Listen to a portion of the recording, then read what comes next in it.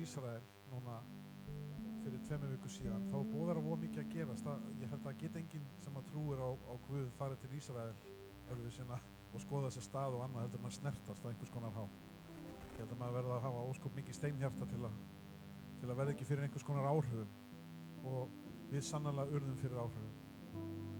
Og ég nú bara einu sinni þannig einstaklingur að ég veit að ykkar ganga með Guði, hún örugglega svona rosa slétt og fellt, er það ekki? En mín, hún dálítið svona, hún fer stundum í hæðir og lægðir og svona ýmsar beygjur og annað slíkt sem að það er bara karakterinn sem ég gerir of mikið af mistökum. En Guð hefur einhvern veginn alltaf sett mig svo inn á veginn aftur, og akkurat núna er ég á veginum, ég vil ekki segja svo þú veist, ekki miskilja mig, ég er ekki hlaupandi út og suður, en þú veist, maður er mismunandi svona heitur, maður er mismunandi svona, þú veist, einhvern veginn tengdur eða já, einmitt, og nú er sumar einhvern, og það sem er búið að vera að tala rosalega mikið til mín, og það sem gerist automatist þegar að maður einhvern veginn er, ég kom að segja nær Guði, eða svona þegar maður er meðjað með hugan við Guð, þá færist maður nær Guði. Allir það sé ekki réttari lýsing. Því að hann segir náttúrulega nálgist mig og þá mun ég nálgast yður. Þú veist, við tökum fyrsta skrifu og þá tekur hann mörg skrif. Þannig virkar það í Guði, og það er annað staður það sem hann segir, sem er alveg brendur í huga minn, og það sem hann segir í orðið sínu, þér hafið ekki vegna þessi biðið ekki. Og það væri, þú veist, í sjálfum sér er alveg heil predikun þetta mál, en ég ætla nokkuð ekki að fara með heila predikun en hugmyndafræðin bak við þetta er þetta að Guð skapaði okkur í sinni mynd og gaf okkur frjálsan vilja. Ég verð að segja að mér finnst það pínu heimskulegt, en hver er ég að ég fengi að Guð? Mér finnst það heimskulegt að því leitinu ég skil ekki að hann treyst okkur fyrir þessu, því að við erum svo eins og, já, ekki þið, ég, svo mistækur að vera treyst fyrir svona stóran hlut, að hafa allt þetta vald, er eiginlega bara, ef ég staði frammi fyrir því að þetta Rúnar Ólafsson þetta vald, þá hann til sem, það er ekki að fara að gera sig. En hann gerði það samt, því að hann er góður Guð. Má ég heyra með? Og þetta vald sem hann sett okkur í hendur, einmitt eins og hann talar þér hafið ekki vegna þessi biðið ekki. Það vil segja að þú flippar þessu, þá segirðu, ef hann segir þér hafið ekki vegna þessi biðið ekki, það vil segja ef þið biðið þá hafið þið. Er það ekki? Af því það er hin hliðin á sama tening. Og þess vegna myndi ég segja að það væri pínu mikilvægt að myndi biðja þetta ekki. Og það er það sem er búið að vera að gera undanfarna, þú veist, vikur, og enn og aftur, ekki miskilja mig, ég bið alveg oft, en svo fer maður inn í svona tímabið þar sem maður biður mikið. Og það skrýtna við það er svo skrýtið að ég skuli ekki haldast á þeim stað, því að alltaf þegar þetta gerist, þá fara allskist hlutir að gerast. Er einhver sem þekki það hér inni? Ég sé nokkura hendur á lofti. Því að málið er að hann segir þér hafið ekki vegna þessi biðið ekki, og það vil segja þegar þú biður og þá hefur þú. En ég var að hugsa í morgun og ástæðan fyrir þessu, ég var á Brettun í morgun í ræktinni og ég var að horfa á predikun með honum Mark Röttland sem var gætinn okkar úti og er að koma hér í júlí. Magnaður maður, og hann er að fara að hefja samkomu, bara eina af mörgum, hann predikar oft í viku og er að fara að biðja fyrir samkominu og allt í hennu bara mæti greinilega nærvera Guðs. Og það gerist eitthvað, maður finnur það, maður sér það, maður upplifir það. Og þá byrjaði þessi hugsun, þú veist, hvaða er mikilvægt að biðja og allt í hennu fór þessar hugmyndir hvað er búið að gerast undanfarnar viku. Það eru ótrúlega hlutir búin að gerast undanfarnar 2 vikur síðan ég kom heim. Einstaklingar hafa komið til mín sem að voru einu sinni hérna í kirkjunni til dæmis, hafa komið upp í hugamann, ég tók bara upp síman, af því að, þú veist, leiðum maður fyrir að biðja og maður nálgast Guð og hann nálgast mann, þá fer maður að fá meira hjarta Guðs. Því meira sem þú dvelur í nærveru Guðs, því meira fer það líkast honum og fara meira af hjarta hans. Og hjarta hans er fyrst og fremst kærleikur. Og þegar þú ferð að upplifa kærleika í hjartaði, þá ferð að vilja gefa kærleika. Má heyra mér? Þetta er alveg ótrúlega skemmtilegt hvernig þetta virkar.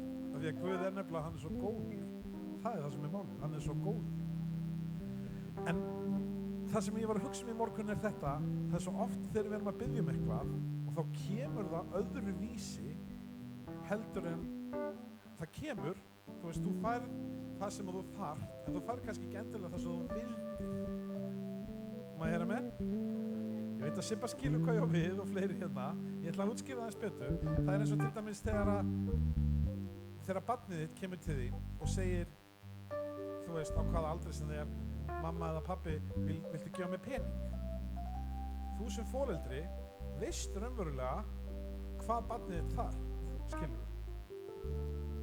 Segjum svo að þú sért með einstakling sem er orðin fullorðinn og biður þau pening.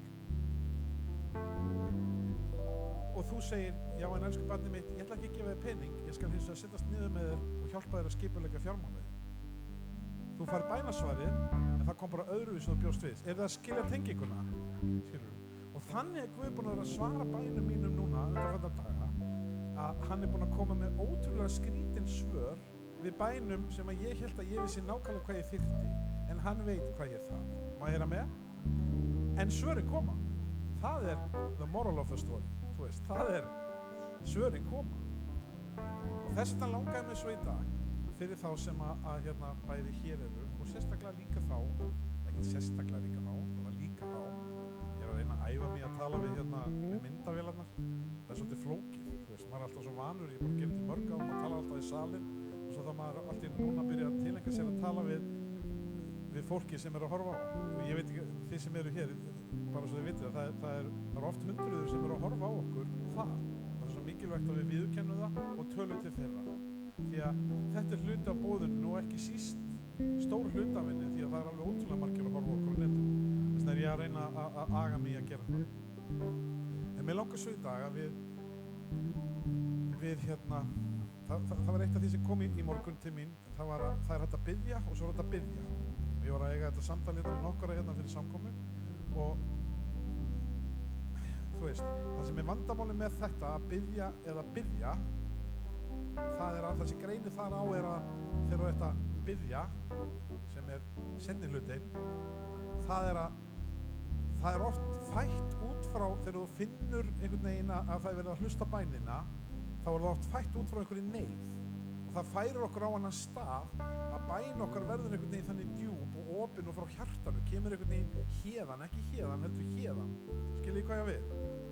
Og það er einhvern veginn oft þá sem að maður upplifir, þú veist, já þessi bæn er heyrð og oft er henni svarað mjög hratt eða maður bara upplifir nærveru Guðs sem er að biðja. Er einhver sem að kannast við þetta? Það er það sem að mig langar svo til þess að eignast meira og langar til þess að þið eignist meira og ég trúi því ástæðan fyrir því að Guð verður að sýna mér til morgunum vegna þess að það eru einhverjir hér, bæði hér inni og einhverjir líka sem eru að horfa í myndavélunum sem eru með bænarefni, kringustæður. Það geta verið fjárhagslegar, Drottinn er til að koma inn í þær. Það geta verið félagslegar, það geta verið atvinnulegar, það geta verið líkamlegar, það geta verið veikindi, það geta verið sambönd, hjónabönd sem að eru komin í þrot sem að Drottinn hefur áhuga að koma inn í og snúa við.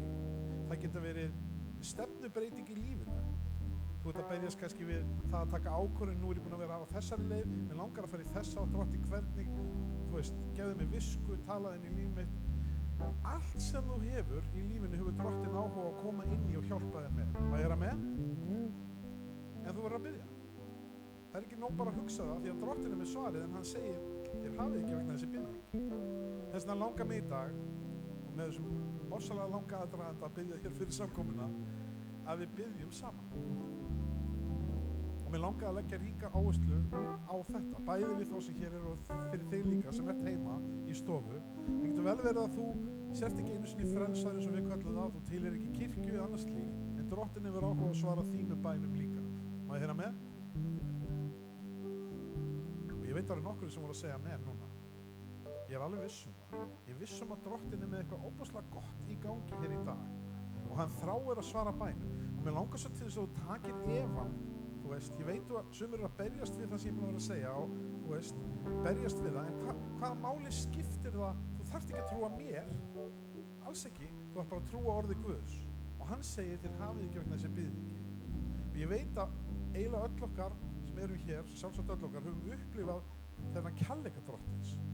Hann er fyrst og fremst kærleikur, hann hefur áhuga að koma inn í þína kringustæður. Mér langar til þess að þú sannfærist hér í dag og allavega prófið það, ekki vegna mín, heldur vegna þín og kringustæðana sem hann getur leyst. Það eru kannski einstaklingar sem þú ert með á huga eða hjarta, einhver í fjölskylduhinni sem er dauðvona, einhver sem á dauðans leið, sem á glötunar leið, sem þú vilt að verði gripið inn í. Drottinn getur sendt fólk, hann getur svarað bænum þínu hér í dag og hann getur sendt ekkert endilega þig, heldur bara einhvern annan. Hann getur vakið upp einstakling einhvers staðar út í bæ sem að kemur inn í kringumstæðu þessa einstaklings og mætir honum, hvort sem það bróðir þinn, systir þín, mamma þín, hver sem það og ég finna núna, þetta er að magnast í þinni, maður heyra með. Drottinn vill svara bænum hér í dag, maður heyra með. Drottinn vill svara bænum hér í dag. Halleluja, Drottinn. Mér langar til þess að við rísum á fætur og við byggjum til þessari stund. Ég bygg Drottinn að blessa þessa stund og allt það, en mér langar til þess að þú byggir hér í dag fyrir bænar. Þú þarft ekki að gera upphátt og fyrir þig sem heima. Þú veist, ef þú ert heima gerðu það, ef þú ert í bílnum, talaðu, það er alveg leyndardómur í því að tala hlutinu út. Þú veist, það er opaslega gott þegar maður tala hlutinu út og þú heyrir það sjálf. En það, bara byggja. Mér langar til þess að þið byggjið hér í dag fyrir þessum málefnum sem eru á ykkar hjarta. Eru þið til í það með mér í dag? Þú veist, eru þið til í það? Mér langar til þess að fá að sjá og heyra bara sigurinn sem að kemur inn í lífið á næstu vikum þegar þið byggjið. Ég trúi því að það gerist. Má ég heyra með? Ok, við skulum byggja saman. Takið upp þessi efni, þessi mál. Jafnvel, vitið það, ég veit að það er stundum hluti sem að maður þorir ekki að byggja að því manni finnst það svo ólíklegt. Þú veist, manni finnst það svo ólíklegt. Jafnvel eitthvað sem að maður gerði. Bara, það getur verið fyrirgefning. Drottinn, viltu hjálpa mér að fyrirgefa öðrum og líka fyrirgefa sjálfum mér? Ég á alltaf erfiðast með það. Það er að fyrirgefa sjálfum mér. Bara Drottinn, viltu hjálpa mér að fyrirgefa sjálfum mér? Heilagur Drottinn Jesús, byggjum saman. Drottinn, mér langar til þess að byggja þig fyrir einum og sérkvörjum sem að heyra orminn hér í dag. Viltu tala til þeirra? Viltu mæta þeim? Hvort sem þeir eru hér í þessum sal, Drottinn, að hvar sem þeir eru að hlusta á netinu og horfa á okkur, Drottinn, viltu mæta þeim?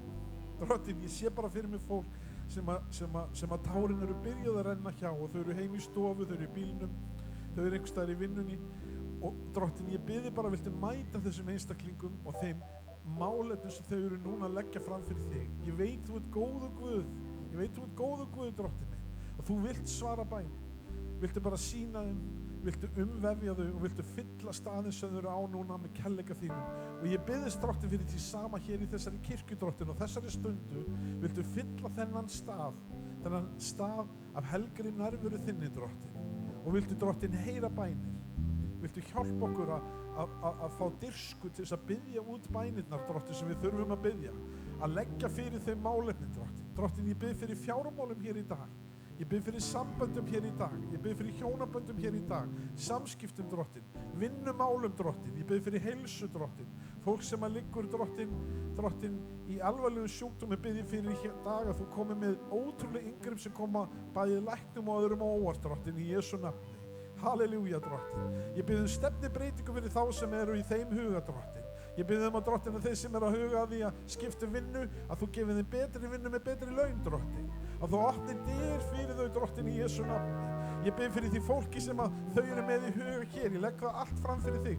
Ættingjar, Drottinn, bræður, systur, mæður, frængur, frændur, sem að, Drottinn, fólkið hér og þeir sem eru að hlusta okkur að biðja fyrir og að leggja fram fyrir þig. Viltu grípa inn í líf þeirra? Viltu senda eitthvað fólk til þess að tala lífinu í þeirra líf, Drottinn? Í Jesú nafni, að mæta þeim á veginum þar sem þau eru, Drottinn, á ótrúlegustu stöðum, þá mætir þú og þú dregur upp Kristi gott fólk sem að tala lífinu í þeirra líf, Drottinn, og vitnar fyrir þeim, Drottinn, og vitnisburður fyrir þeim, Drottinn, í Jesú nafni. Drottinn, ég bið þig í Jesú nafni, Drottinn, og fjárhag, Drottinn. Ég bið fyrir fjárhagslegri blessun yfir alla þá sem að hlusta á orð mín hér, Drottinn, alla þá sem eru hér inn í salnum, komdu með óvenjulega fjárhagslega blessun þína, Drottinn, yfir líf fólks, Drottinn. Ég bið fyrir Íslandi, Drottinn. Ég bið fyrir Ísrael, Drottinn. Ég bið fyrir, Drottinn, stjórnmálamönnum og þeim ráðamönnum sem ráða landinu okkar góða, Drottinn. Viltu tala visku inn í þeirra hjarta og huga, Drottinn, í Jesú nafni, þegar þeir taka ákvörðunni til að stýra landinu okkar góða, Drottinn. Ég bið fyrir þessari kirkju, Drottinn, fyrir fjárhagslegri blessunum, andlegri blessunum. Ég bið fyrir Sibbu þegar hún talar og leiðir þessa kirkju, Drottinn. Ég bið fyrir alla, Drottinn. Ég bið fyrir öllum þeim sem að starfa hér í kirkjunni. Ég bið blessu þína líf og kraft, Drottinn, í Jesú nafni. Ég bið, Drottinn, fyrir okkur öllu sem stöndum á pallinu, viltu koma með smurninguðin og leyfa okkur að nota hana þér til dýrða, drottin, í Jesú nafni. Ég biði, drottin, í Jesú nafni. Viltu koma með eitthvað óvenjulegt og eitthvað gott? Viltu koma með tengingar fyrir þessa kirkju, drottin? Einstaklingarnir sem eiga að koma hingað til að tala, til að hjálpa, til bara flæði hér inn dyrnar, drottin, í Jesú nafni. Og fólki sem að þarf á þér að halda, drottin, sem þarf að heyra orð þitt, þarf á lækningu fyrirbæn, kærleika að halda, það flæðir hér inn, drottin. Hvort sem það er í gegnum netið, í gegnum hurðarnar hérna, drottin, þá kemur með það, drottin, og þú gefur okkur visku til að taka rétt utan þau með kærleika, drottin. Í Jesú heilaga nafni, drottin. Halleluja, Jesús. Það er gott að biðja, elsku fólk, það er gott að biðja. Má ég heyra með? Halleluja. Það er gott að biðja. Heilagur ertu, drottin Jesús. Við elskum þig, drottin. Við elskum þig, við elskum þig, við elskum þig. Við elskum þig, drottin Jesús. Okkur langar til að segja þér það hér í bæn, drottin, í lofgjörð. Okkur langar til að taka tíma til að lyfta upp nafniðinu, drottin, og segja takk fyrir öll bænasvörin sem að nú þegar eru komin, drottin, og þau bænasvör sem eru á leiðinni, drottin, fyrir allt sem þú gert fyrir okkur og skildir koma inn í líf okkur og skildir hafa sendt sonin til að deyja á krossi fyrir okkar syndi, drottin, að þú skildir virkilega, drottin, taka tíma til að hugsa okkur, drottin. Og við ætlum að taka tíma í dag og hugsa þig og segja takk, drottin, því við elskum þig, heilagi Faðir. Við elskum þig. Halleluja. Falling in love with Jesus.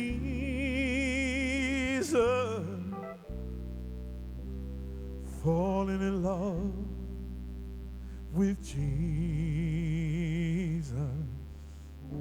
Hallelujah. Falling in love with Jesus was the best thing I've ever done.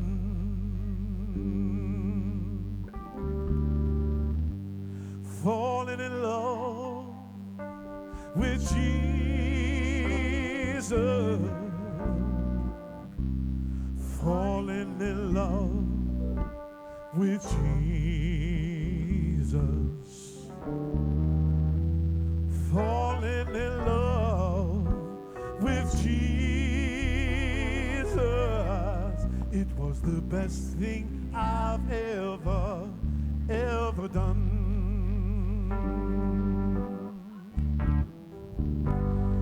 In his arms I feel protected. In his arms never disconnected. In his arms I feel protected. There's no place I'd rather be.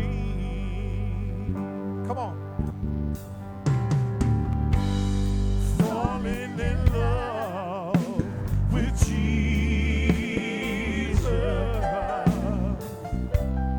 Falling in love with Jesus.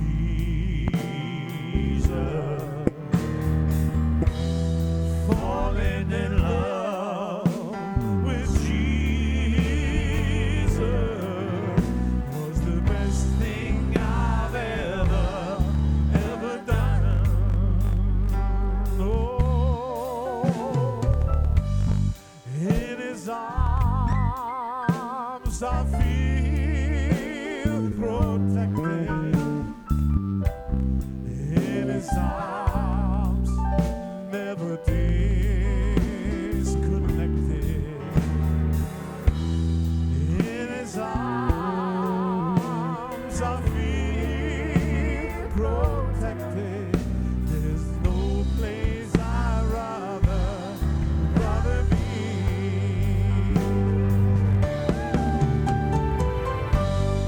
Falling in love with Jesus.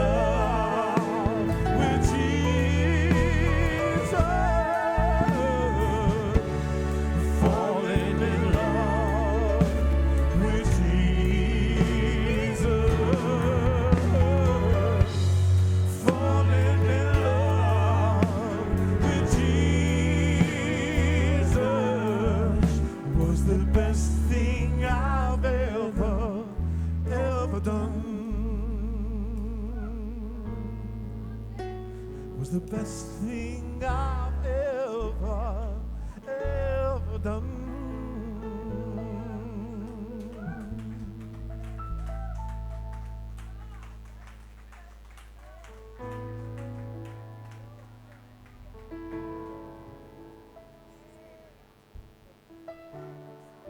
Við þörfnumst þín, drottin, halleluja. Já, við þörfnumst þín, elsku Faðir, halleluja. Og við viljum bara meira af þér í dag hér, drottin. Fyllt þennan stað af þér, drottin. Við þörfnumst þín í dag, drottin. Við bara þörfnumst þín, drottin.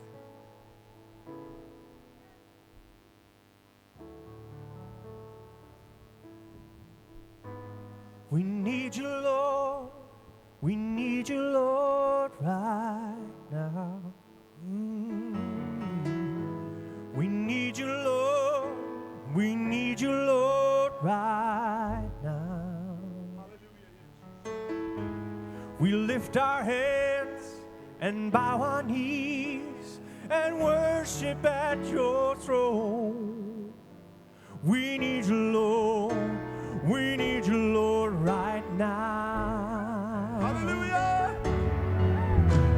We need you, Lord. We need you, Lord, right now. Hallelujah. We need you, Lord. We need you, Lord, right now. We lift our hands and bow our knees and worship at your throne. We need you, Lord. We need you, Lord, right now. Yeah. We need you, Lord. We need you, Lord, right now. Yes. We need you, Lord. We need you, Lord, right now. We lift our hands and bow our knees and worship at your throne. We need you, Lord. We need you, Lord, right now. Yeah. We need you, Lord. We need you, Lord, right now. Yes. We need you, Lord. We need you, Lord, right now. We lift our hands and bow our knees and worship at your throne. We need you, Lord. We need you, Lord, right now. Yes. We need you, Lord. We need you, Lord, right now. We need you, Lord. We need you, Lord, right now. We need you, Lord. We need you, Lord, right now. We lift our hands and bow our knees and worship at your throne.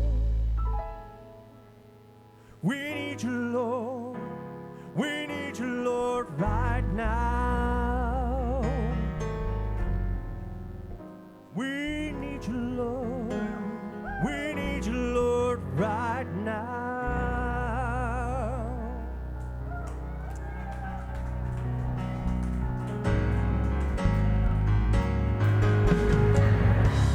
Take me back.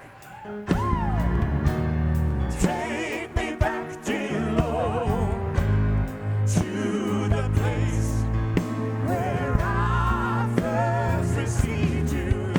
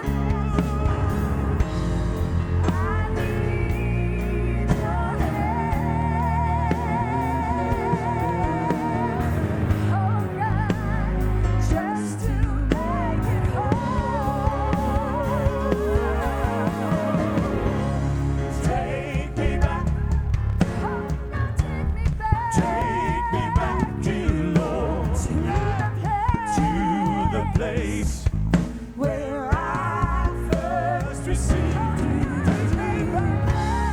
Take me back, take me back, dear Lord, where I first believed. Take me back, take me back, dear Lord, to the place where I first received you. Take me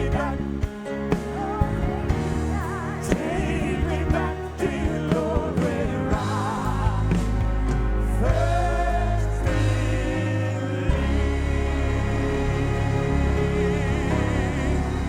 Come on! Hallelujah! Heilagur aftur drottinn Jesús, halleluja! Heilagur aftur drottinn Jesús! Heilagur aftur drottinn Jesús, halleluja! Halleluja! Við viljum meira af þér, drottinn, við viljum meira af þér! Já, drottinn, viltu taka okkur á þess stað á ný, drottinn, halleluja! Það sem við kynntumst þér fyrst, drottinn, halleluja! Come on! Take me back! Hallelujah! Wow! Hallelujah! Oh, drottinn, hallelujah! Við þráum meira þessari dýrða nærverðinni, drottinn. Við þráum bara meira þessari dýrða nærverðinni, drottinn. Hallelujah! Hallelujah, hallelujah, hallelujah, hallelujah. Hallelujah, hallelujah. Hallelujah, drottinn. Þú ert svo heilagur, drottinn. Þú ert svo heilagur, drottinn. Halleluja.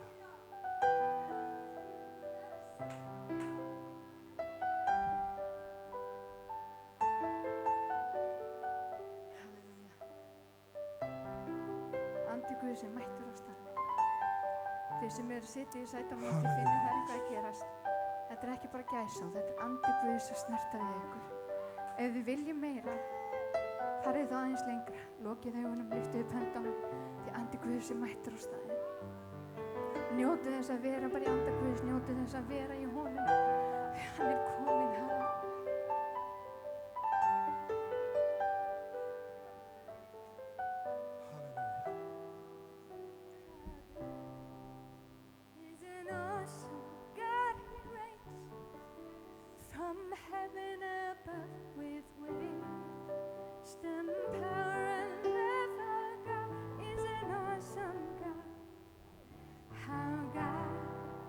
Is an awesome God, He reigns.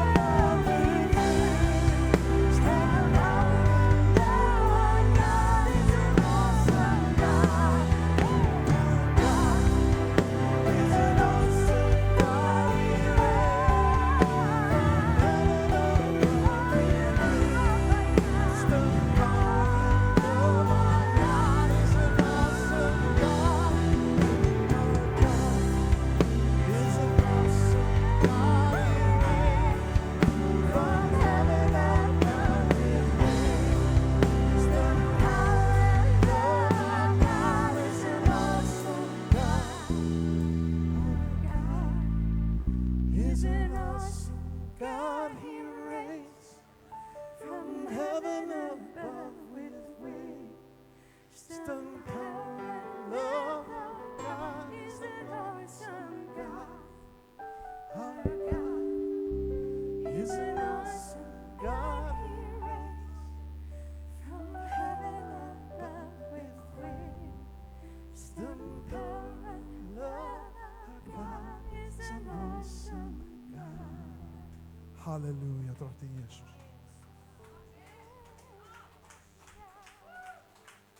Heilagur drottinn Jesus.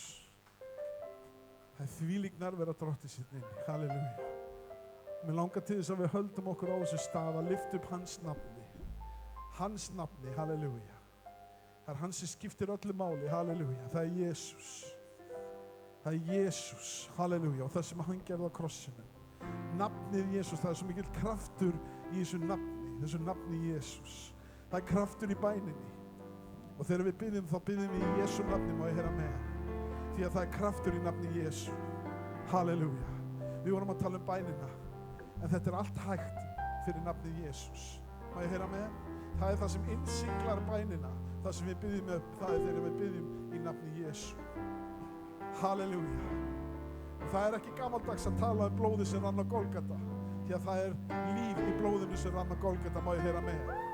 Það getur vel verið að einhverju finnist það gamaldags en ég segi nei. Ég segi það nafnið Jesus. Það nafnið Jesus sem skiptir öllu máli, má ég heyra með. Og það sem þú ert að upplifa hér í dag frelsunarkraftur frelsarans Jesu, má ég heyra með. Og það hans heilagur andi sem að starfa og verka í okkur hér í dag, drottinn. Halleluja. Og við viljum meira af þér, drottinn. Við viljum segja takk Jesus. Og við viljum segja takk Jesus. Halleluja, Jesus. Má ég heyra með. Halleluja. Það kraftur til að biðja hér í dag og fá lausn, má ég heyra með. Því að andin bara, það allt opið hér í dag, má ég heyra með. Halleluja. Látlust vil ég lofa nafni Jesus. Halleluja. Syngjum þetta saman. Syngjum þetta saman, elsku vinir. Halleluja. Því hann á það svo mikið skilið, má ég heyra með. Látlust vil ég lofa nafni Jesus. Lausn og frelsi veitir þetta. Takk Jesus. Þegar fjöldans nafnum fram muni fara nafn hans ljóma og það lýsir mönnum leiðin og greið fjöld.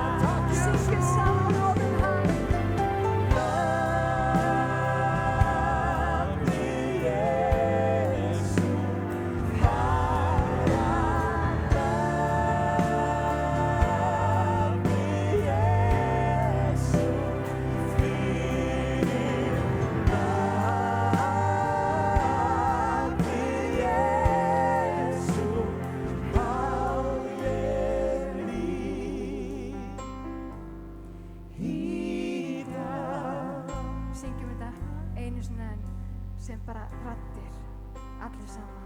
Ég elska það. Nafni Jesús. Nafni Jesú færa nafni Jesú fyrir nafni Jesú á ég líf í dag á ég líf í dag á ég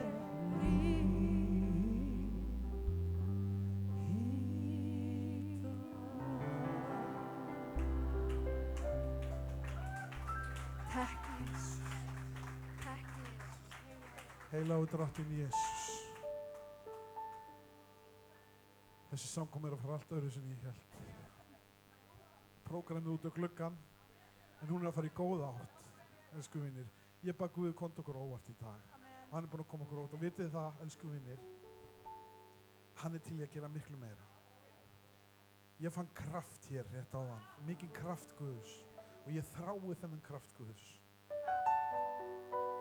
Og ég held að það skipti alveg gríðarlegu máli að við séum á bæn, að biðja drottinn að mæta okkur í líf okkar, mæta hér á samkomur. Ísland þarf að heyra og finna þetta. Við þurfum að finna Jesú. Við þurfum öll að Jesú halda, en Ísland þarf þess, heimurinn þarf þess, og við erum erindrekar hans. Og þessi kraftur sem við vorum að finna hér áðan, mismikið sjálfsagt, en vitið það er svo mikið tækifæri hérna. Þú veist, það voru momentir náðan sem ég sagði, vá, hann er mættur. Það er allt mögulegt. Húsi getur farið af, þakki getur farið af húsinu. Má ég heyra með? Og ég þrái það. Ég þrái að við séum í þakviðgjörnum hérna á hverju mánudegi, vegna þess að heilagur andi lyfti þakinu af og það þarf að negla það niður aftur. Má ég heyra með? Simpir ekki alveg þarna, en drottinn getur séð til þess að það komi peningar til að laga það þá. Má ég heyra með? Þetta er stórkostlegur Guð. Þetta er æðislegur Guð. Þetta er kærleiksríkur Guð sem svarar bænum og vill gera allt fyrir þig. Má ég heyra með? Hann vill fara með þig. Hann vill fara með þig á staði sem að þér getur ekki einu sinni dreymt Má ég heyra með? Halleluja. Hann er með fyrir því hluti sem eru svo stórkostlegir. Má ég heyra með? Það er allir möguleikar, það er allar dyr opnar hér í dag. Má ég heyra með? Má ég heyra með? Halleluja, rísum á fætur, lyftum höndum okkar og við tökum á móti hans nærveru í dag, halleluja. Við tökum á móti þér, drottinn Jesús, og við viljum allt sem þú hefur fyrir okkur, drottinn, og við viljum segja takk, Jesús, fyrir það sem þú gert, það sem þú ert að fara að gera, drottinn, og ert að gera núna í Jesu nafni. Takk, Jesús, halleluja. Þvílíka Guð sem við tilheyrum, halleluja. Halleluja. En það er í bljúri bæn, sem að krafturinn kemur. Má ég heyra með? Og mér langar að heyra í bljúri bæn. Halleluja. Því að það er í bljúri bæn sem að hlekkir fara. Þetta meikar engan sens. Það meikar engan sens þegar þú ert í Ísrael og þú sér hlutinu sem að drottinn gerði. Þetta meikar engan sens. Hvar er herinn? Hvar eru byssurnar? Hvar er stórskotaliðið? En það er í bæninu og auðmýktinu. Það er á hnjánum sem að hlekkirnir brotna af. Má ég heyra með? Það er þegar þú ferð inn í auðmýktinu og þú biður drottinn Guðinn, heilagan og himnum að hjálpa þér, að fyrirgefa þér, að leysa, að þá kemur lausnin og hlekkirnir fara af. Við þekkjum þetta öll þegar við tókum á móti. Má ég heyra með? Halleluja. Og hann er að gera þetta núna og ný. Má ég heyra með? Halleluja. Það er nýr kraftur og hann kemur í gegnum bljúga bæn. Halleluja. Í bljúri bæn Sippa. Það mun leysast og laðingi kraftur yfir þessa kirkju sem að enginn hefur séð á þeim. Má ég heyra með? Í bljúri bæn munum við fara með fagnaðarerindið allt til endamarka jarðar. Má ég heyra með? Í bljúri bæn munum leysast og laðingi hluti sem að þig hefur ekki einu sinni dreymt og er rétt að byrja að gerjast í þig núna og ég talaði úti í Jesu nafni nýtt líf, nýjan kraft. Halleluja. Drottinn, nýr farvegur má ég heyra með. Í gegnum þessa bljúgu bæn. Og það okkar bænir má ég heyra með. Halleluja. Takk, Jesus. Halleluja. Ég ólga innan, elsku vinir. Ég ólga innan. Halleluja.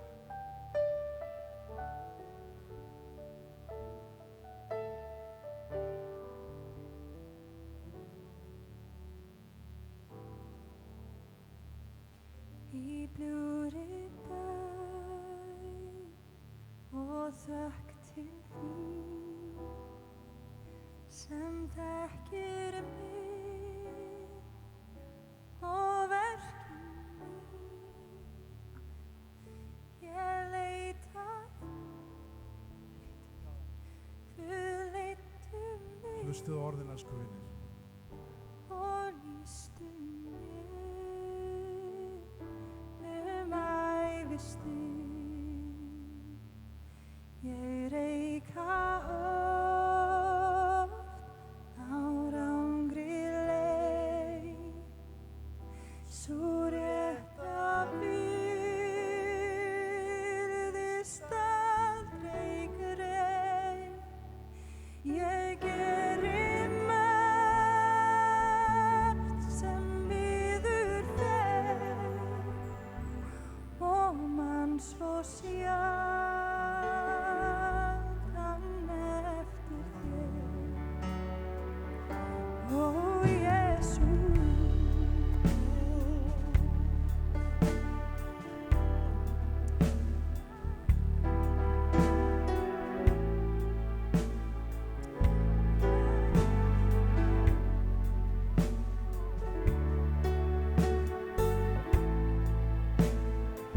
Því við gerum svo margt sem miður fer og við munum svo sjaldan eftir þér. Sú ein er bæn í brjósti mér, ég betur kunni þjála þér. Því veit mér feta veginn þinn, að verði þú, æ Drottinn minn.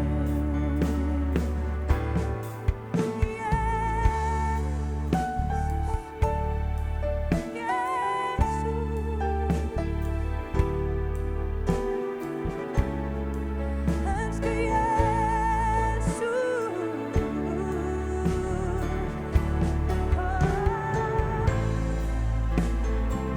Því veit mér feta veginn þinn, að verði þú, æ Drottinn minn. Sú ein er bæn í brjósti mér, ég betur kunni þjóna þér. Því veit mér feta veginn þinn, að verði þú, æ Drottinn minn.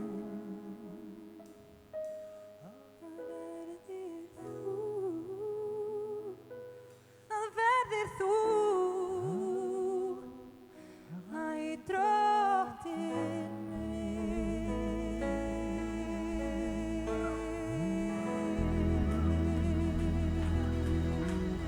Halleluja. Ó, Jesús. Ég bara veit ekki hvort það er hægt að enda þetta á betri nótum. Sú ein er bæn í brjósti mér, að betur ég kunni þjóna þér. Því veit mér feta veginn þinn, að verði þú, æ Drottinn minn. Halleluja. Þvílíkt falleg bæn. Sú ein er bæn í brjósti mér, ég betur kunni þjóna þér. Látum þetta vera bæn okkar hér í dag. Má ég heyra með? Halleluja. Sibba. Halleluja, rosaleg nærvera hér í dag. Jú, örgla, það ekki bara. Ég alveg dottin út. Vá, takk Jesús. Þetta svona þegar Drottinn mætir á svæði og dýrðar nærvera Drottins, hún snertir okkur. Það eins og eitthvað gerist og við getum ekki eiginlega sett puttan á það bara gerist eitthvað. Andrúmslofti breytist og Rúna kom inn á það áðan. Það bara eins og allt verður allt í einu mögulegt. Þið vitið, áætlun Guðs, það kemur eins og kippir í, þið vitið, þessa löngun að þjóna Guði. Og vá, hvað við þurfum á því að halda, að fá svona innblástur, að halda áfram göngunni með Guði. Takk Jesús, trúarinnar góðu baráttu. Amen. Dísi, ef við ekki að rísa á fætur, það ekki tilvalið? Ef ekki að teygja hendur til himins og bara þakka Guði fyrir nærveru hans. Þakka honum fyrir að hafa bara snert okkur. Drottinn, ég þakka þér fyrir þennan dag. Ég þakka þér fyrir að fá að koma saman í húsi þínu, Drottinn minn, og þú ert hér mitt á meðal hér í dag. Og Drottinn, ég þakka þér fyrir að við þurfum ekki að gera neitt í sjálfu sér heldur. Það eina sem við gerum að við áköllum þig, Drottinn minn, og þú tekur stjórnina, Drottinn minn. Þú, Drottinn minn, þetta þitt. Þetta þín stund. Þetta þín kirkja, Jesús. Og Drottinn, ég biði bara velkomin heilagur anda, starfa vild. Drottinn, viltu brjóta hlekkina innan með okkur sem að gera það verkum að við göngum ekki fram í því sem að við eigum að vera að gera, Drottinn minn og Jesús. Gefðu okkur opinberun og kærleika þinn og hver við erum í krafti þínum, Jesús, fyrir það sem að þú hefur gert, Jesús. Harabashia, Jesús. Og Drottinn, ég tala inn í líf fólks hér í dag, Drottinn minn. Þar sem vonleysi, þar tala ég von. Halleluja. Drottinn, þar sem sorg og sút, Drottinn minn, að þar getur þú gefið gleði þína, Jesús. Og Drottinn minn, það sem þunglindi, Drottinn minn, að þá getur þú gefið, Drottinn minn, Jesús, halleluja, betri líðan. Og Drottinn, ég þakka þér fyrir það að þegar okkur líður með einhverjum hætti, að þá getum við alltaf leita til þín, Jesús, því að þú ert uppsprettan okkar. Það allt fólkið í þér, Jesús, það allt í þér sem við þurfum. Og Drottinn, ég bið að við mættum teyga af þinni uppsprettu hér í dag. Harabashiak. Og við biðjum í Jesú nafni og allir liðurinn sagði. Amen. Við ætlum að taka fórn eftir smástund. Mér langar til þess að bara láta ykkur vita, já, komið fram. Mér langar til þess að láta ykkur vita að það plan að hafa safnaðarfund við lok mánaðarins. Ekki núna í vikunni, heldur í næstu viku. Við gerum ráð fyrir 5. eftir 10 daga, cirka 13, 11 daga, eitthvað. Þið kunnið að reikna. Takk, Jesús. Það alveg ótrúlegt að ég hafði unnið einhvern tímann í banka. Var það ekki fyrir hrun? Það var einmitt eftir hrunið. Það var svo mikið álag að ég bara, já, ég þarf að læra starffræði upp á nýtt. En þið vitið hvað ég meina, eftir cirka. Ég vildi líka benda ykkur á þeir sem eftir að skrá sig í kirkjuna, gerið það alveg endilega og takið þátt í verki sem að kirkjan stendur fyrir. Það nefnilega, vitið það, kirkjan ekki þessi bygging, hún ég og þú. Hún ég og þú. Og ég ekki merkilegri en þú. Við erum öll svo opaslega mikilvægi steinar, þannig ég hvet ykkur til að skrá ykkur næsta sunnudag, þá munu deila út bréfum þeir sem eiga að mæta á hana safnaðarfund, þannig að það fari ekkert á milli mála. Þannig að ég hvet ykkur til að taka þátt í verki kirkjunar. Allir tilbúnir? Amen. Allir vona. En við ætlum að biðja hérna aftur, við ætlum að biðja fyrir fórninni. Þetta ekki búið að vera dásamleg lofgjör hér í dag? Það eitthvað að leysast úr læðingi. Ég bara finna. Halleluja. Drottinn, ég bara þakka þér fyrir að fá að gefa í ríki þitt. Þvílík blessun sem það að gefa í ríki þitt og bara gefa yfir höfuð. Drottinn, þú blessar, þú elskar glaðan gjafara. Og það nú þannig að þegar við sáum sáðkorn eins og við erum að fara að gera hér með fjármunum okkar, það stendur aldrei á þér, þú blessar, Drottinn.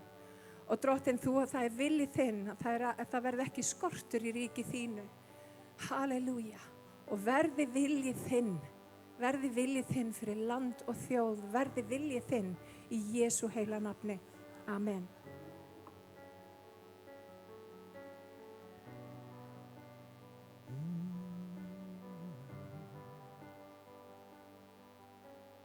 I've been fighting voices in my mind say I'm not enough.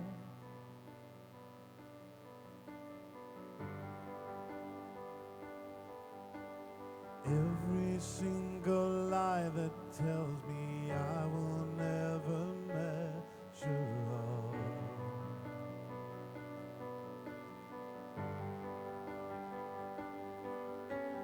Am I more than just the sum of every high and every low?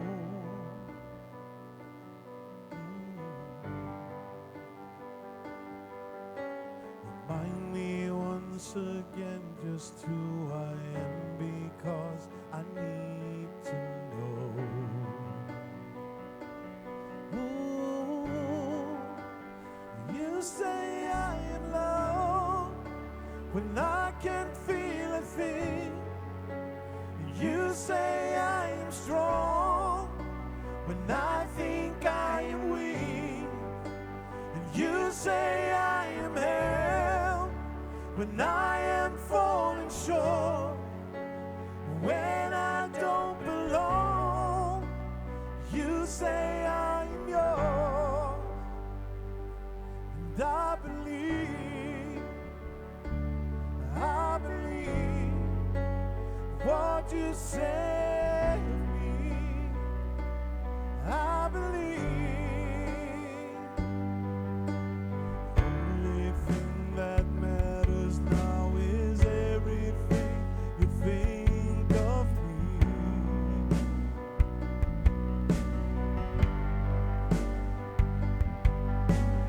You, I find my worth in you. I find my identity.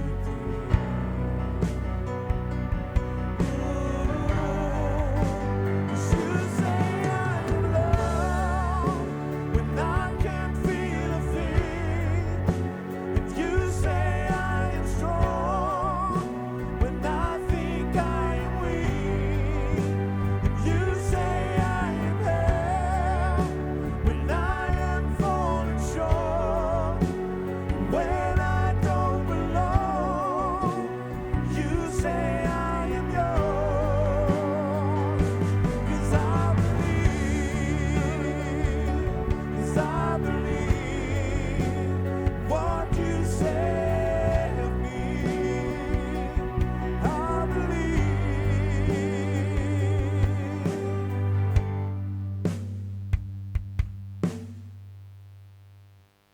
Taking all I have now and I'm laying it at your feet.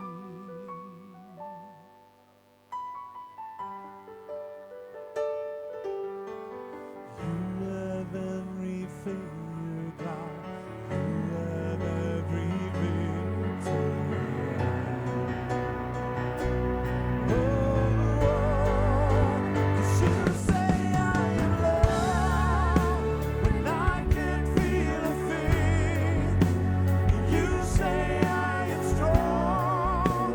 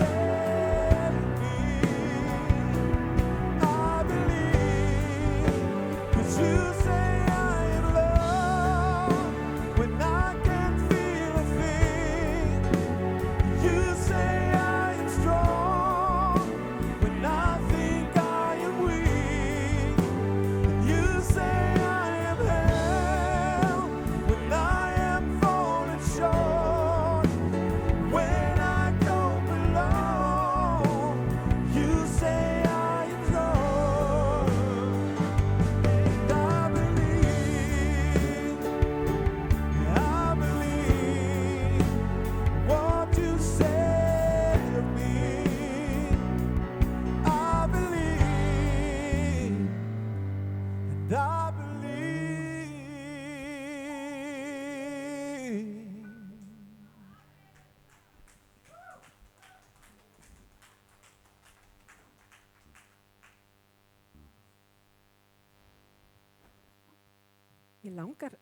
Mér langar í eitt lag í viðbútt. Það er svo gott að geta fengið stundum að ráða. Mér langar til þess að við rísum á fætur og við syngjum lagið Halleluja. Mér finnst magnaði þegar við tekið þetta lag. Syngjum Halleluja saman. Þið til í það með mér? Það er svo ótrúlega mikil nærvera hér í dag og það er eitthvað við það þegar við syngjum Halleluja. Það er bara eins og við opnum hjartað og það gerist eitthvað. Og ég vil að enginn fari varhluta af því sem að Guð er að gera hér í dag. Þannig að mér langar til þess að biðja ykkur bara að loka augunum. Sumir eru ekki vanir að lyfta upp hönd og það getur verið bara nóg að gera bara eitthvað svona. Takið bara eitthvað pínlítið skref hér í dag. Já, og sumir er alveg hér. Ég er alveg hér. En það þurfi ekkert allir að vera eins og ég. Tökum bara eitthvað lítið skref hér í dag. Sýnum Drottni við ætlum að bara opna hjarta okkar fyrir því sem hann vil segja og gera hér í dag. Því ég trúi að hann vilji brjóta einhverja hlekki. Ég bara virkilega trúi því. Ég trúi að Guð ætlar að brjóta hlekki hér í dag. Og undirbúningurinn á því er að hjarta sé á réttum stað. Þannig að syngjum saman lagið sem við elskum öll og kunnum öll. Alls þar í heiminum. Halleluja.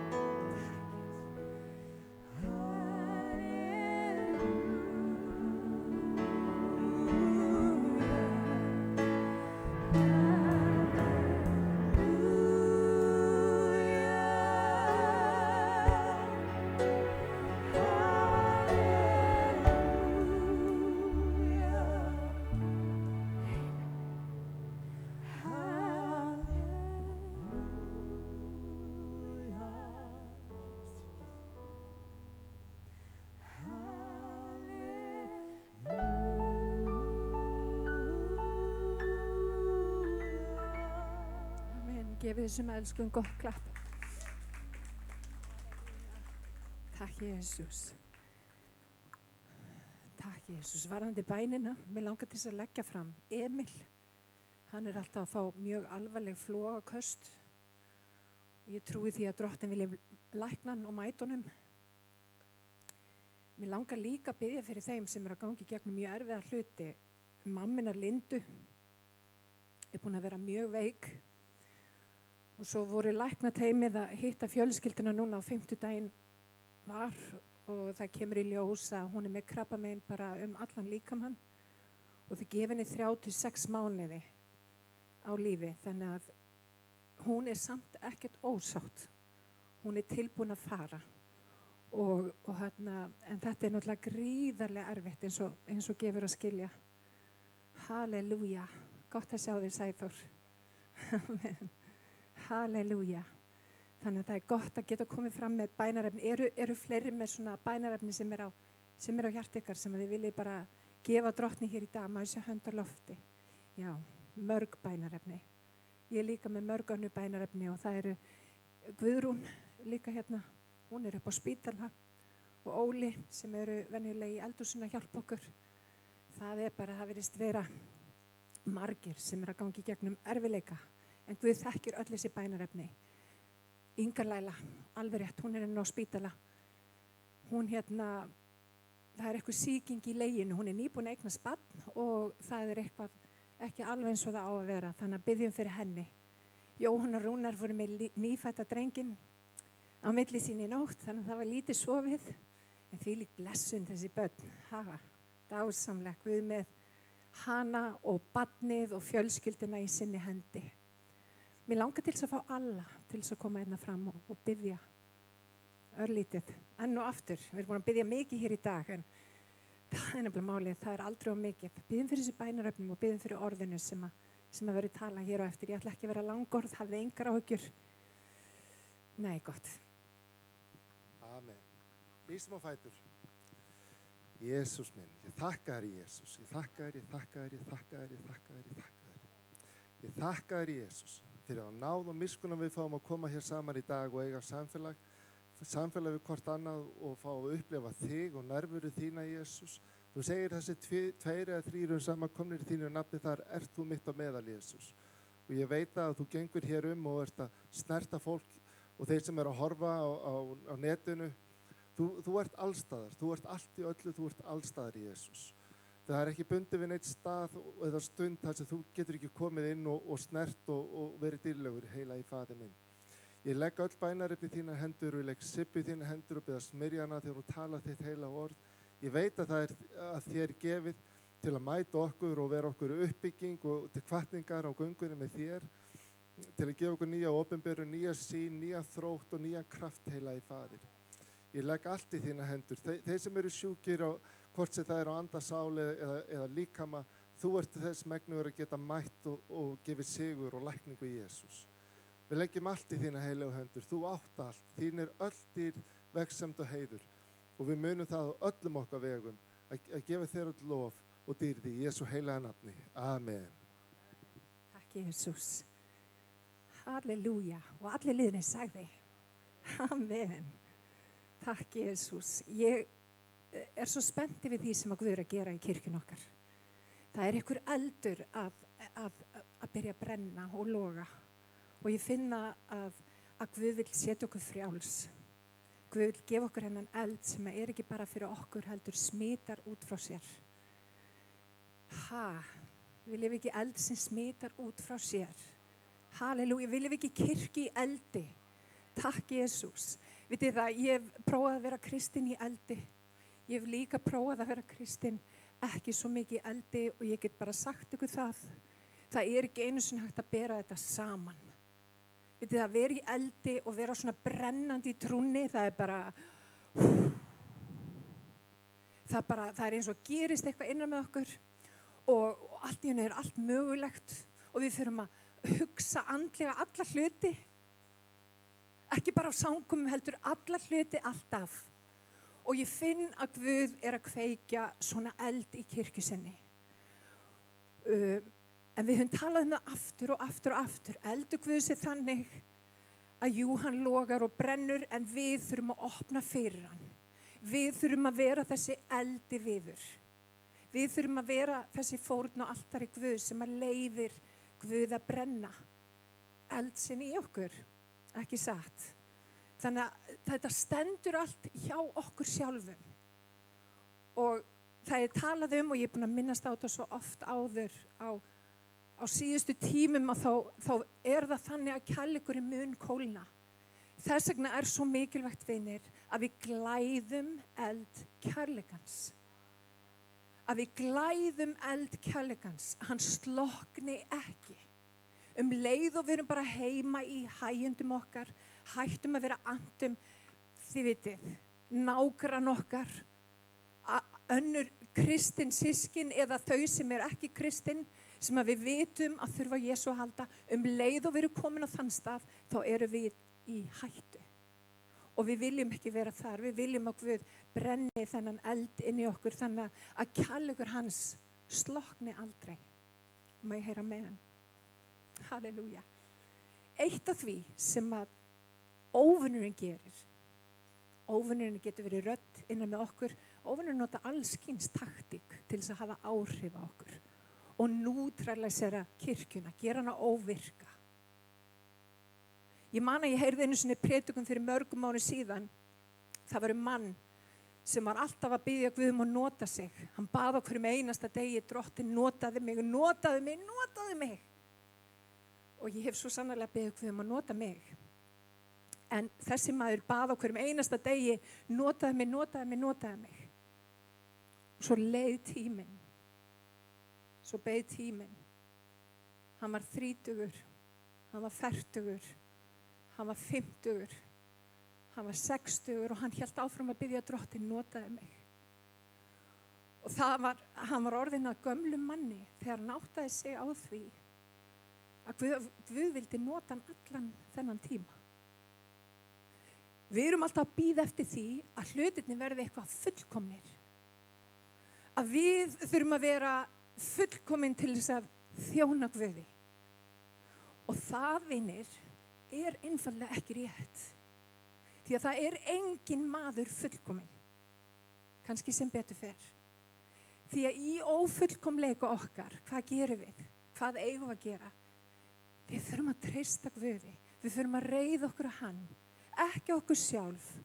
Þannig að vinir, ef þið eru að biðja Drottinum og nota ykkur, þá langar mig til þess að koma með sign. This is it. Þetta er signið. Guð vil nota þið núna. Guð vil ekki nota þið eftir 10 ára eða 15. Jú, klálega vil að nota þið líka þá, en hann vil nota þið núna. Og það er lykilatriði. Það er engin fullkomin tími. Þetta er eins og eiga barn. Er til fullkomin tími til þess að eiga barn? Nei. Þau eru yfirleitt alltaf slís. Nei, ég segi svona, þau eru náttúrulega alltaf velkomin, en það er engin fullkomin tími. En þau eru alltaf blessun. Þau eru alltaf blessun. Má ég heyra með? Mér finnst rosa gott, þeir sem eru að koma inn í kannski fyrsta skiptið að horfa á mig, ég segi alltaf, má ég heyra, ég vil að þið svari mér. Verðið reyndar alltaf sammála mér, en svariði mér. Það er svo gott þegar maður að predika, og það er predikun þýðir krafa og ansvar. Það bara tölum við saman. Þess vegna er ég alltaf á fremsta bekk, ég og Jóhanna, við erum alveg já, þetta er gott. Það er mikið gert grín á okkur, en ég vil hafa það þannig. Ég vil að það sé líf í salnum. Þannig að talið við mig. Amen. Í fyrra Korintubrefi 10:7, þá stendur svo, takk fyrir Róli. Þið horfið hið ytra. Ef einhver treystir því hans í Kristi, þá hyggja hann betur að og sjái að eins og hann er Krist, þannig er ég það einnig. Jafnvel þótt ég vildi hrósa mér í frekara lagi af valdi mínu sem Drottinn hefur gefið til að byggja ykkur upp en ekki til að rífa ykkur niður, þá yrði ég mér ekki til skammar. Þetta er Páll. Hann er dásamlegur. Hann er mjög svona, þið veitir, beittur. Ekki má líta svo út sem ég vilji hræða ykkur með bréfunum. Mjög beittur.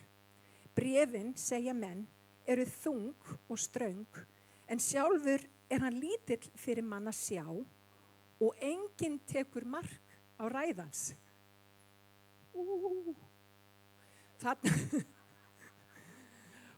Þetta svolítið töf. Við verðum að lesa þetta aftur. Þetta Páll að tala. Páll var mjög andlegur maður.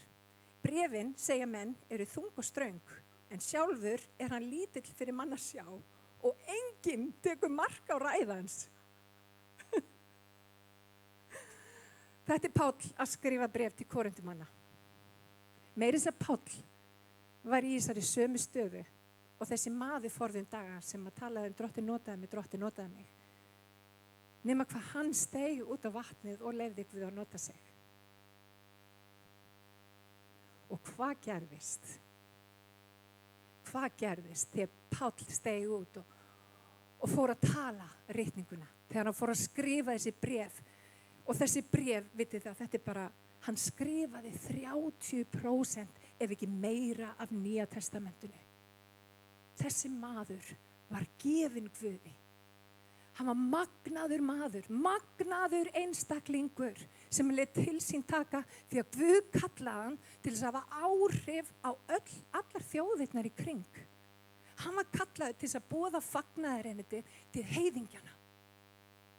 Hann var kallaður til þess að draga allar þjóðir í það að vera lærisveinar Jesú. Og þetta var magnaður maður. En meira segja hann var fyrir gríðarlegri gagnrýni. Þarna Páll að skrifa bréf til Korintumanna. Því þeir hafðu fengið fullt af predikurinn til þess að koma og það var verið að tala illa greinilega Páll. Hann var að skrifa mögnu bréf og hafði svo sannarlega áhrif á kirkjuna, en mörgum fannst lítið til hans koma. Mörgum fannst lítið til orða hans koma. Þegar hann mætti á svæðið, he was unimpressive. Hann var ekki merkilegur á að sjá. Það voru til fullt af fleiri, betri, magnaðri predikum sem fólk elskaði. Apollo var þar á meðal. Hann talaði þannig að fólkið hreifst með. Það fór inn í predikunna og það elskaði að hlusta Apollo að tala því hann hafði einhverja sérstaka smörningu. En vinir, Páll hafði það líka. Páll hafði það líka. Það er svo athyglisvert. Ég stundum horfa á svona myndir, bíómyndir í sjónvarpinu og ég elska sérstaka tegund af bíómyndum. Það eru svo uppskriftamyndir. Það eru þessar myndir þar sem að aðalpersonan byrjar sem eitthvað svona lúser í myndinni. Kannist þið við myndirnar? Algjör lúser, algjör svona undir underdog og ég ekki alveg með þetta. Eða bara alls ekki. Svo verður allt í henni eitthvað moment í myndinni. Og hún fær allt í henni opinberun á það býtu hver hún er. Hlustið á mig, vinir. Hún fær allt í henni opinberun á því hver hún er. Og allt í einu í myndinni fer allt að ganga henni í hag. Já, ég er þessi einfalda típa. Ég elska uppskriftamyndir. Þetta er nefnilega geggjaðar myndir. Og það sem ég sé í þessum myndum að þetta er nákvæmlega. Þetta er svo guðlegt. Og það vinir, Guð notar ófullkomið fólk. Hann notar fólk með allskins vandamál, með alls konar bakgrunn, með alls konar vandamál. Það er sagt hér í bréfinu, hann er að tala til Korintumann og hann segir, þið horfið á útlit. En það er meira fyrir mig en það sem að þið eru að sjá hér og nú. Og vinir, ég er ekki bara þetta sem þið sjáu hér. Það eru alls konar layers hérna í gangi. Það getur vel verið að ég sé ekki besti predikar í heimi og ég er bara mjög langt frá því. Svo uppurandi. Ég er ekki endilega besti forstöðumann í heimi, ég er reyndar mjög langt frá því. En ég er samt kölluð á Guði. Ég er samt kölluð á Guði. Þú ert samt kallaður á Guði. Og það sem að Guð að leita að vinir, það ekki endilega þeir sem eru flottastir á pappír. Það eru þeir sem eru með hjartalag sem honum líkar. Halleluja, hjartalag sem tilbúin að auðmýkja sig fyrir vilja Guðs. Vinir, vitið það þeir sem eru rosa flottir á pappírum, það æðislegt. En Guð leitar að hjartalagi. Og sem betur fer að þá lét Páll ekki þetta kvapp sem hann hafði greinilega heyrt, þannig að hann skrifaði það í bréfin sín. Hann lét það ekki hafa áhrif á sig. Hann sagði, jú, ég kannski ekki mikið fyrir menn að sjá, en ég það sem ég Og mér langar til að minna þig á að þú það sem að þú Allur þinn bakgrunn, hvort sem hann brotinn eða ekki, getur Guð notað. Og láttu engan gera lítið úr köllum Guðs sem á lífið þínu. Vandinn sá, vinir, að við erum ekki eins og Páll. Við erum ekki djörf þegar við eigum að vera djörf. Þegar Guð hefur sett köllun á líf okkar, þá á enginn að geta staðið gegn því. Það ekki út af því ég svo klár eða ég svo frábær. Það út af því að Guð hefur gefið mér kraft. Guð hefur gefið mér ákveðið vald og ég ætla ekki að láta það verða til einskis. Ég ætla að stíga fram í því. Og ég trúi því, vinir, að Guð að kalla kirkju sem tilbúin að láta allar þessar raddir. Hvort sem að það eru hér eða hér hafa áhrif á sig. Guð vill kirkju í krafti, ekki kirkju sem full af ykkur ég get ekki. Þetta ekkert spurning mig. Þetta ekki spurning þig, þetta spurning hann.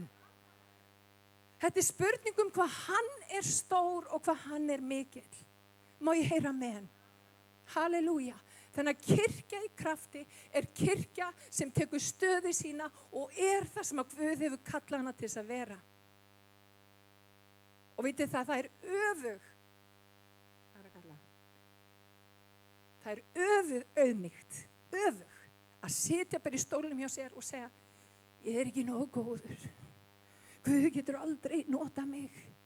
Ég ætla bara að segja það. Þú verður aldrei algjörlega nógu góður.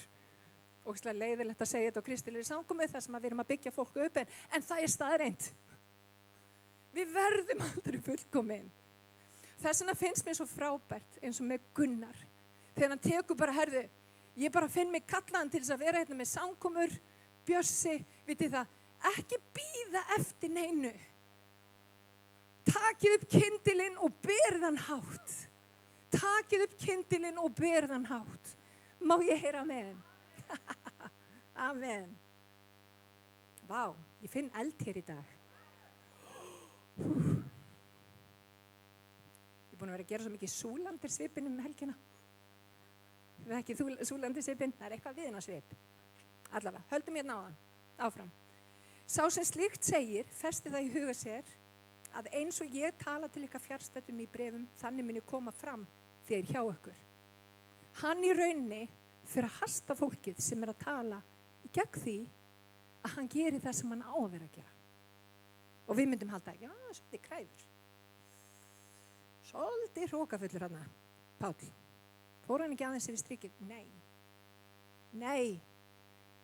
Því að Guð yðrast hvorki náðargefa sinnar né köllunar. Þannig það. Þannig það. Þannig að þegar við stígum ekki fram og erum ekki að gera það sem við eigum að vera að gera, þá erum við röng. Þannig að mér langar að segja ykkur í dag, Guð leitar í hjartalagi og það sem að ég elska við þessa kirkju. Það þetta rísa hjarta.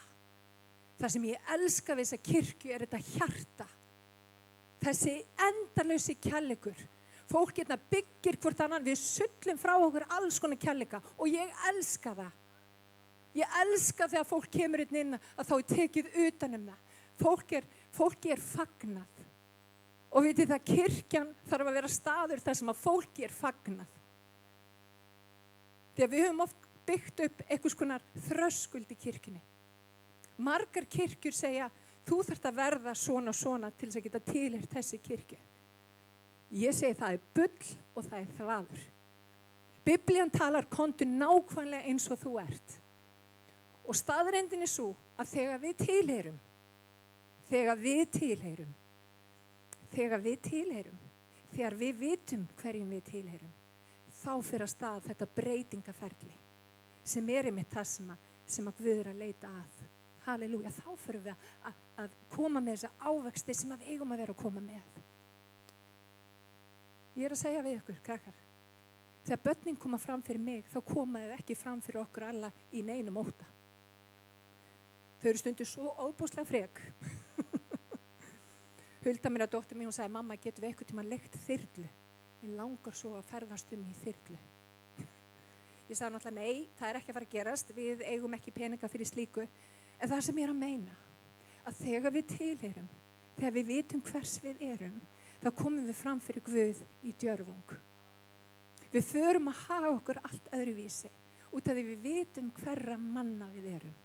Við hættum að vera hrædd við Guð. Ég eyddi svo ofboðslega stórum part af minni ævi að vera skíthrædd við Guð. Þannig að alltaf vilja bara einhvern veginn vera að fara að refsa mér. Ég var alltaf svo óttaslegin að hann vildi refsa mér. En ég fekk opinberun fyrir cirka 18 ári síðan, þá fekk ég opinberun kærleika Guðs. Og ég get sagt ykkur að við þá opinberun, þá breytist allt í mínu lífi. Þannig að vinir, ef þið náið einhverju hér í dag, náið þið þessu. Þið eruð elskuð. Þið eruð elskuð nákvæmlega eins og þið eruð. Og þið eru nóg. Eruð þið fullkomin? Nei, að sjálfsögðu ekki. Ekki ég heldur. En það sem að Drottinn hefur lofað, er að sá sem hefur hafið í ykkur góða verkið, hann mun og fullkomna það. Hann mun fullkomna það. Hann mun fullkomna það. Þetta snýst að vera í tengingu við Drottinn. Þetta snýst að vera í tengingu við Drottinn okkar og frelsara. Má ég heyra með henn. Halleluja. Mér finnst svo magnað að Páll skildi hafa orð á þessu. Að Páll skildi vera í þessum hugreiningum. Hann myndist ekki bara á þetta í þessum kafla, hann talar þetta kaflanum líka þar á eftir. Hugsa ykkur, fyrir 2000 ári síðan, þá var Páll að fara í gegnum sömu hugreiningar og við erum að fara í gegnum í dag. Spurninguna, erum við nóg? Spurninguna, getur Guð notað okkur? Spurninguna, hvernig getur við verið farvegur fyrir blessing Guðs? Staðreyndin er svo, krakkar, að Guð notar alveg magnað, óvenjulegt fólk. Halleluja. Hann notar óvenjulegt fólk. Takk, Jesús. Ég ætla að nefna nokkur dæmi. Halleluja. Ég er bara búin að týna því. Æðislegt.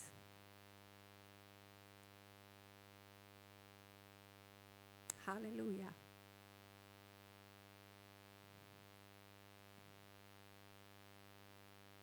Jóhanna, viltu biðja? Men ég finn þetta. Það er svo mikið nærvera henni. Guð er að starfa hér og nú. Þessi sangum er búin að vera að við finnum þetta. Má ég sjá hverju finn þetta? Andi Guðs er svo ljúfur í henni. Heilagur, að ég þakka þér fyrir að þú ert sannur. Þú ert sannur, heilagur. Og ég þakka þér fyrir að hverjum einasta degi þá fáum við að hafa þig með í lífinu. Á hverjum einasta degi þegar við vöknum, þegar við rísum á fætur, tökum andardráttinn og segjum, takk fyrir að leyfa mér að gera aðeins betur í dag heldur en í gær. Takk fyrir að veita mér tækifæri á að gera betur og komast nær þér. Hann er svo góður. Hann er svo góður og það er svo margir innan sem er að finna Guð, ekki bara í fyrsta skiptið heldur aftur. Og það eru sumir innan sem er að finna Guð í fyrsta skiptið. Og þau veit ekki alveg hvað þetta er, en leyfðu bara Guð að koma inn. Leyfðu þessari tilfinning að koma. Drottinn, ég þakka þér fyrir, ég þakka þér fyrir þessa predikun, Drottinn mín, af því að hún er að snerta við mörgum hjörtum. Takk, Jesú. Tilbúin. Ég vil ekki viðurkenna það en ég þarf augljóslega á gleraugum að halda. Ég skal reyna að vera búin að útvega með þau næst þegar ég predika. Halleluja. En hérna kemur þetta. Já, elskan mín. Sterkast niðri. Vá, hvernig er þetta? Er þetta allt í lagi? Takk fyrir. Guð velur ekki augljósu kandidatana. Hann gerir það ekki. Halleluja. Við vitum það. Hann valdi mig. Ekki augljósa kandidatinn. Ekki endilega flottasta fólki á pappirum. Nói var drykkveldur. Hann átti við vandamál að stríða.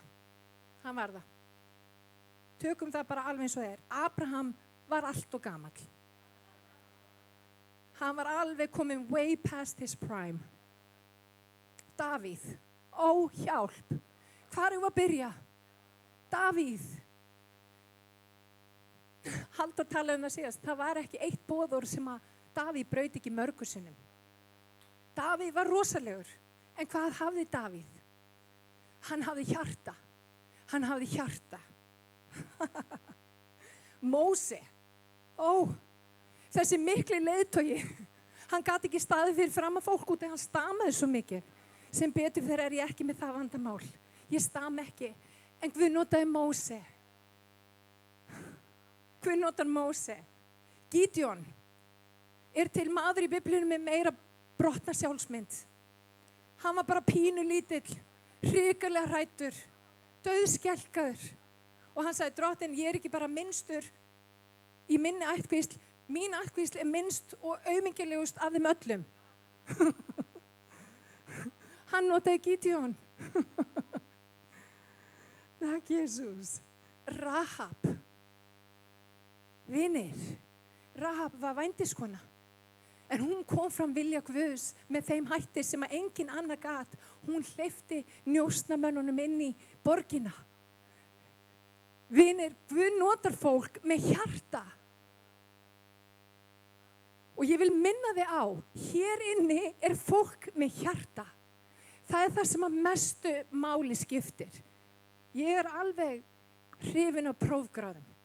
Ég hef staðið mig mjög vel í skóla. En það sem að lífið hefur skilið eftir hjá mér, fólkið sem hefur snert mitt líf, er fólk sem hefur hjarta. Ég vil hafa fólk í kringum mig sem hefur hjarta. Bæði til að segja mig sannleikann og eins til að hvetja mig áfram. Halleluja. Og þessi kirkja er kölluð til að hvetja fólk áfram. Til að sjá möguleikana sem Guð hefur sett inn í líf fólks. Og vinir, það eru endalausi möguleikar hérna. Hópurinn sem hér er inn í dag getur svo auðveldlega sett þetta á land og hvolf. Ef hann tekur sér taki. Ef við göngum inn í það sem við erum kölluð til þess að ganga inn í. Halleluja. Við þurfum að vera eins og Páll. Við þurfum að vita hver við erum. Hverra manna ert þú? Á hverjum einasta degi þegar við horfumst í augu við kringumstæður okkar, þá þurfum við að segja okkur, ég er ekki mín eigin, ég er dýru verði keypt. Hann er með mér. Þessar kringumstæður eru ekkert fyrir Drottni. Meiri sá sem í mér er heldur en sá sem er í heiminum. Við þurfum að fara að tala við risana fyrir framan okkur. Kirkjan þarf að rísa upp og hún þarf að tala orð Guðs. Ritað er. Og það eru mjög margir, finn ég, sem er í ákveðnum fæðingarhríðum á því sem að Guð vill gera. Og mér langar til þess að minna ykkur á að þegar Jesú var í sínum fæðingarhríðum að fara að ganga inn í þá köllun sem að Guð hafði á hans lífi, faðir hans á himnum, þessi 3,5 ár, þá þurfti hann að fara inn í eyðimörkina. Hann var líka reyndur. Hvernig svaraði Jesú eyðimörkinni? Hvernig svaraði hann óvinnunum í eyðimörkinni? Hann sagði, ritað er. Ritað er. Ég er meir en sigurvegari, ritað er.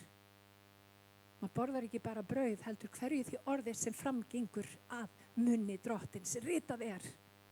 Og vinir, þegar við þurfum að tala og þegar við þurfum að framganga í það sem að Guð hefur sagt og Guð hefur sagt, halleluja.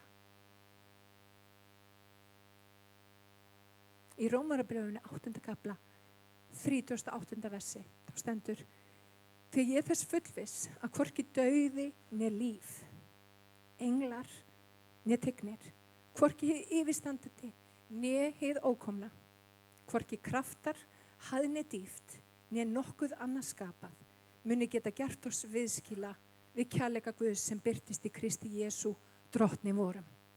Aftur Páll að tala. Og ég er alveg sannfærð það, þegar Páll var að skrifa bréfin sín, þá var hann ekki síst að skrifa þau fyrir sig sjálfan.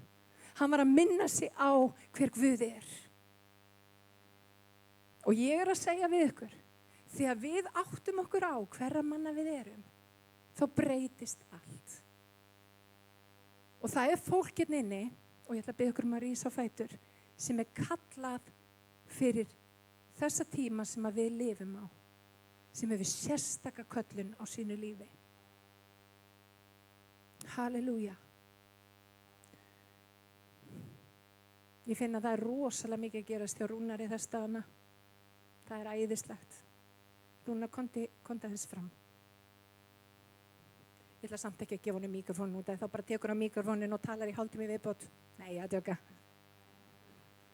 En mér finnst það æðislegt og ég finna að Guð er að kveiki í honum með alveg sérstökum hætti og mér langar til þess að við biðjum fyrir honum og ég ætla að biðja fyrir fleirum hérna í dag. Ég finna að Guð er að leysa úr læðingi eld. Og það er þessi eldur sem að gera það verkum að slitna af okkur þessi bönd sem að, þið vitið, halda okkur tilbaka. Þessi ég er ekki nóg eða ég á ekki minn stað, þú átt þinn stað. Það er búið að segja það hér í dag, það er búið að segja það í mörg ár. Guð segir það í orði sínu, þú átt þinn stað. Taktu þinn stað. Mér langar til þess að við biðjum þetta fyrir Rúnari hér í dag og Jóhannu líka. Og það ég trúi því að Guð er að fara að gera eitthvað mjög mikið. Og ég finna bara þegar Rúnar fer á staða, þá hringir hann 5 sinnum á dag og það er svo mikið að gerast og ég elska það. Nei, veit það, mér finnst það æðislegt. Ég elska þegar fólk er í eldi. Það kveikir í mér og það kveikir í öllu sem er í kringu sig. Og vitið það, við þurfum fólk í eldi. Guðmundur, getur þú komið og hjálpa mér að biðja? Jón Þór, getur þú komið líka og hjálpa mér að biðja? Halleluja. Takk. Beggi minn, getur þú komið og hjálpa mér að biðja? Halleluja. Karen. Guðbjörg. Halleluja. Mér langar til þess að bara að þessi eldur, hann verði viðvarandi, að hann slokni ekki. Og það sem að meira hann haldist ekki bara hér, heldur hann kveiki öllu því sem að þið eruð, öllu því sem að þið að gera, bara öllu í Jesú nafni. Halleluja, drottin, ég þakka þér fyrir köllun og ég þakka þér fyrir, drottin minn, þessa mögnuðu hluti, drottin minn, sem að þú ert að gera í lífi þeirra. Og drottin, ég þakka þér fyrir að þú sem hefur hafið góða verkið, þú ert að fullkomna, drottin, og þú ert að drottin að vinna á hverjum einasta degi. Kirabasi, turabasi, kirabasi, Jesús, verði þinn vilji. Og drottin, það sem á að opnast, að það opnist. Harabashiak, það sem á að opnast, að það opnist. Það sem á að lokast, það lokist. Í Jesú nafni, í Jesú nafni. Amen, halleluja, í Jesú nafni. Hurabasi karabashia, halleluja, halleluja, halleluja. Og ég er að segja ykkur, það mun eitthvað gerist í gegnum lofgjörðina í þessari kirkju, það er eitthvað að fara að gerast og við fengum smjörþefinn á því í dag. Ég bara veit að Guð er að fara að nota ykkur og bara allt sem heldur aftur á ykkur, hvort sem að það er eitthvað gamalt eða ykkur ótti, mér er alveg sama hvað það skal brotið á bak aftur í Jesú nafni. Og þetta verður viðvarandi. Hórabashiki, rabasia, halleluja. Viðvarandi kraftur í Jesú nafni. Hírabashiki, rabasia, Jesús, halleluja. Já. Ég sá bara magnaða sýn fyrir ykkur og ég bara tek nákvæmlega undir það sem ég bara að segja. Að það Guð er að fara að gefa ykkur algjörlega nýja smörningu. Og ég man ekki alveg hvað það er í Biblíun að það talaði að vatnið kom upp að ökla, það kom upp að hné, það kom upp í mitti og það var orðið sundvatn. Ég sé það hvernig þið leiðir lofgjörðina bara í sundvatni, heilags anda. ekkert minna. Við viljum ekkert minna, við viljum allt. Og Guð horfir á þetta hjartalag og hann ætlar að gefa ykkur þetta. Halleluja, í Jesú nafni, í Jesú nafni. Og ég fann það svo vel þegar við vorum að syngja hérna lagið áðan, halleluja, það brotnuðu múrar hér í dag af mörgum hér inni. Það bara brotnaði eitthvað bara út allan sal þar sem þurfti að brotna. Þannig að Guð að fara að setja svo magnaða smörningu yfir ykkur og hún hefur verið og hún áttur að margfaldast í Jesú nafni. Takk Jesús, svo sammála. Guðmundur er líka með eitthvað, ég sé það. Það sem kom til mín, þá er búið að koma áður, það er að Drottinn á okkur að nota því Rúnar og ykkur bæði, Jóna, ég sé að þú þroskast og vaxið alveg gríðarlega og Drottinn hefur gefið styrk, svona sem er andlegur styrkur, en hann hefur gefið þér Rúnar það að þú er með trúbós smurningu á hjarta hennu ásamt lofgjörunni og þér er gefið að ná til, þér er gefið að ná til krakka og ungs fólks á Íslandi í gegnum smurningu, ekki bara sem sagt lofgjörðar, heldur trúbóðsmurningu sem út með á þér. Út að stíga út á það og ég sá að í sumar þá sá ég krakka, ungt fólk, hrífast að því sem hún var að segja og það sem hún var að gera í Jesú nafni. Og þetta er þjónusta sem þú ert og köllun á hjartaðinu. Þú ert með þetta, Drottinn setti þetta inn í eilíðinni og hann er að kalla þetta fram. Halleluja. Mér langar líka til þess að minna ykkur á. Hver og einn er með köllun Guðs og hún er ákveðin meira þess að áður en við fæðumst. Halleluja. Gunnar, ég vil fá þig hérna fram.